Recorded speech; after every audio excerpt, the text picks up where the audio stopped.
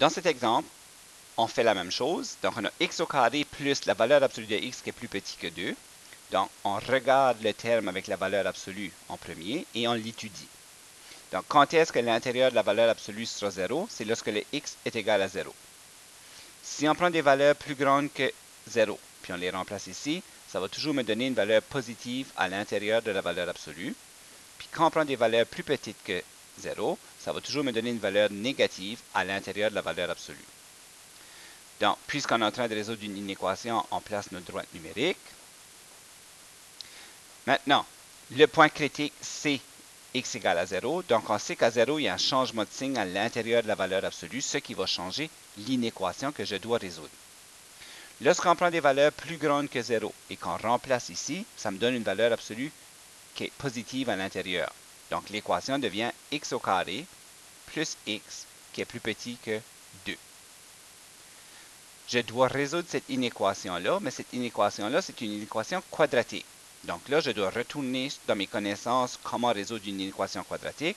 Et la première chose qu'on fait, c'est qu'on calcule nos racines. Donc les racines, c'est x au carré plus x moins 2 est égal à 0. On vérifie si ça se factorise, donc c'est plus 2 et moins 1. Donc x plus 2 puis x moins 1. Ce qui me donne les racines, x est égal à moins 2 et x est égal à 1. Ensuite, je place ces deux racines sur la droite numérique, donc à moins 2 et à plus 1. Moi, je veux savoir quand est-ce que c'est plus petit que 2, donc pas égal à 0. Donc, on place, ici, il n'y a pas d'égal dans le signe, donc on met des points blancs.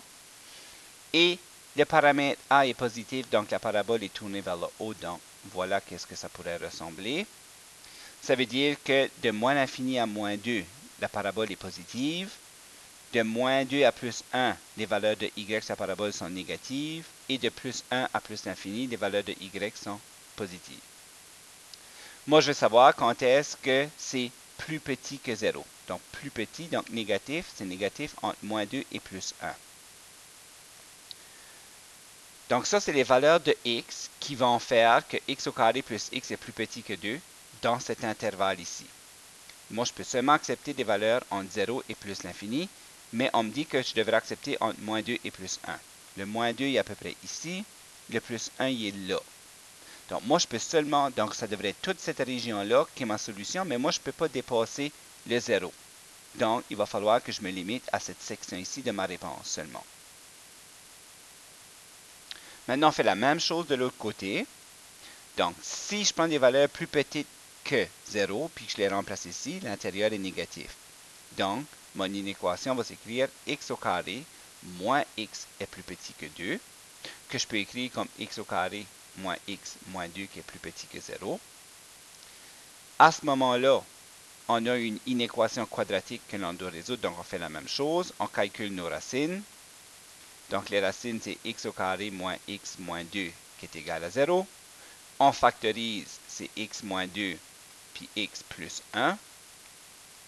On place dans x est égal à 2, x est égal à moins 1. On place ces racines sur une droite numérique, donc à moins 1, à moins 1 et à plus 2. Donc, il n'y a pas d'égalité.